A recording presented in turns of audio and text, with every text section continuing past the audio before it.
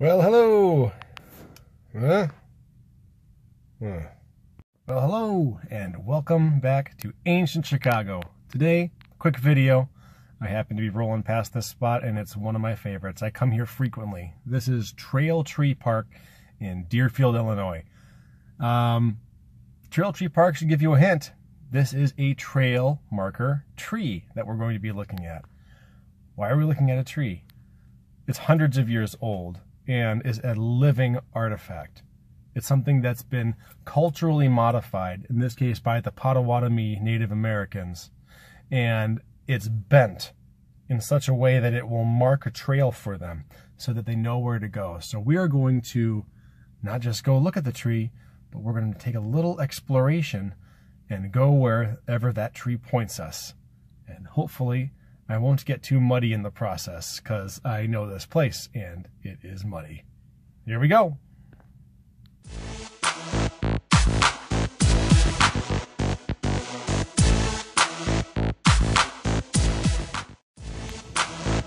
Here we have it. Now I'm just gonna go and walk around this thing, but look at that. Look at the way the trunk is shaped. Now look up. This is a maple tree, a sugar maple. What you make syrup out of. This guy. Now check this out. You see how it's forked. There's a purpose to that. We'll get into that in one quick moment. First, let's check out this sign here.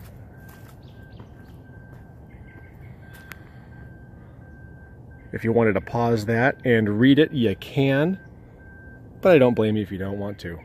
Here's how they would do it. Step 1, step 2, see how it's getting bigger and they stake it to the ground. Things start to shoot up, gets more mature, and then they lop off the end. So you have this kind of elbow at the end, and then it goes up from there. And this points in the direction of travel. It's in a straight line like that, so it points you where they want it to go. So that makes this pretty cool.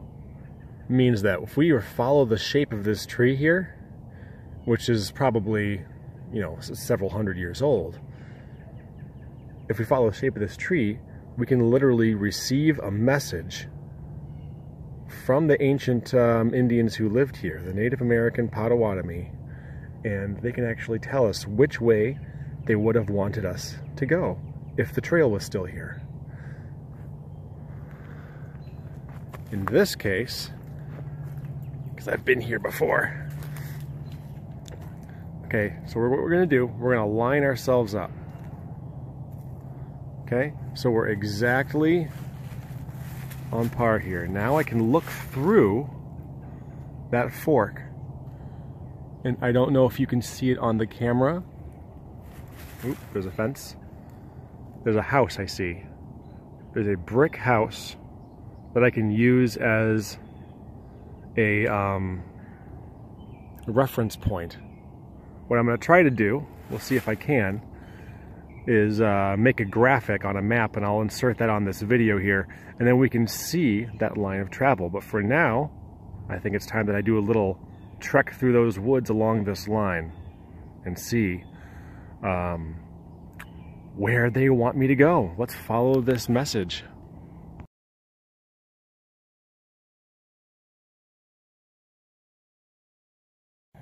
I'm quickly having trouble. My feet are getting muddy because look at everything that's in here. It's so swampy. And there's the tree over there and that chain linked fence. Ooh, there's ducks. I like ducks. They're funny. So there's our tree behind the fence. Now I'm actually not quite on line with it. I couldn't make a straight line because of all the swampiness. Had to kind of meander across this bridge over here, and I'm trying to circle around, but I've got all this other swamp in my way. But we'll try to make do here and go on the adventure. But I think it's giving me a good idea of why that marker tree was there. Look at that ridge that's up there. That's the good high ground. And then right here, we go into this swampy area. So that would be where the trail disappeared. The Potawatomi would have had to cross this swamp, which was actually much deeper because this has been drained. This was a slough, S-L-O-U-G-H, if I got that right, a slough. And it's like a swamp in the upper stretches of the Chicago River. So this was a big old swampy mess. They probably would have had to wade or canoe across it in order to get to the other side.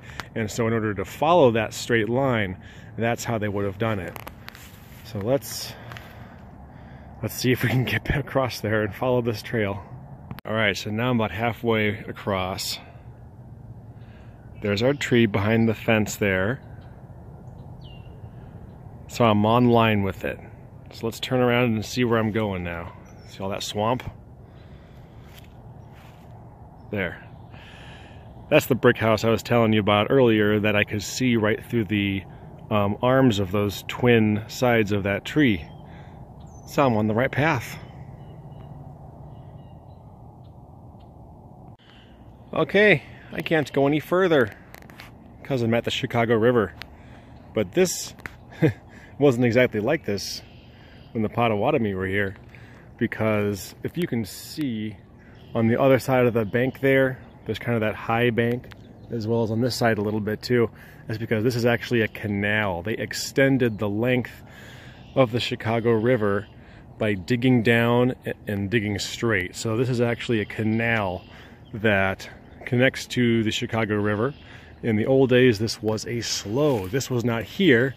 Instead, this whole valley that I'm in was simply a, floodplain slough swamp. So that trail started over there where the trail marker tree is, disappeared, and the Potawatomi had to slough through the, okay, I messed that up. For the Potawatomi to get across this slough here, they needed that directional marker, because otherwise you wade across here and hopefully pop up on the other side where the other trail marker tree would guide you and the trail would resume. Now the other trail marker tree, like I said, is not here anymore. It eventually died of old age or destruction, but that's it. So, I got to the end of the trail that I'm able to take here.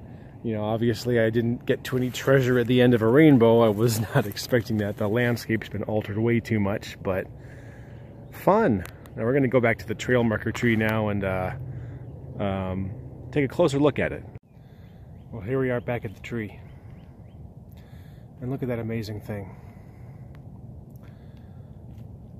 I work not too far away from here, so I actually come here fairly frequently. It's a little tucked away spot that I like to be in. So I call it grandfather tree. Why wouldn't I? It's old. Grandfathers are old. It just makes sense. Now, I'm actually a member of a Native American tribe, the Choanoke Nation of North Carolina, and places like this, of course, are very special to me. It's rare to have, an actual artifact that is alive. It's a living organism. It's amazing, and it's still here. So it does my heart good to see that this one has been cared for, it's protected, people can come and appreciate it. There's others too. I know there's one in Zion somewhere, but the elders keep that one secret. I know where it is though, I found it, but I'm not telling you there because it needs to be protected. So there it is. Now let's take a closer look around the base of this and see what we can find. Now right away, there we go. You see these grids that they have up there? That's to cover the wounds of the tree because it's so old that they can't let that spread and rot. It's not just a special place for me. I oftentimes come here and I find sage bundles and tobacco, things that local native people have given as offerings, and it's just a very special thing. Look at the size of that elbow. If you look at that elbow of it underneath, you can see that divot. That's an old scar. That's where they cut off the end of the tree that continued to grow. And when they cut that, allowed these to grow upwards. This one's broken off a long time ago. That one's still strong. A lot of the trees that are around me are also sugar maples, and you know, they're probably descended from this tree. This is probably their grandfather, so another reason to call it grandfather tree. Beautiful thing.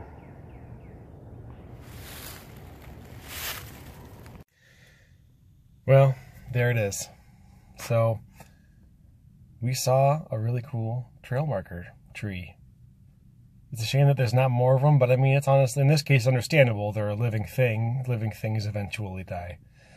And this is among the last of them. So, glad to see it's protected. And you all can come out and see it too. It's right here, Trail Tree Park, Deerfield, Illinois. Look it up, Google it. Come on down. It's a beautiful thing. Just please, of course, do not damage it. Do not go in the fence. Do not climb it. Do not do anything foolish, because there are not many of them left, and it's a special, special thing. So thank you for joining me. As always, like, subscribe, and all that stuff that YouTube channel people are supposed to say.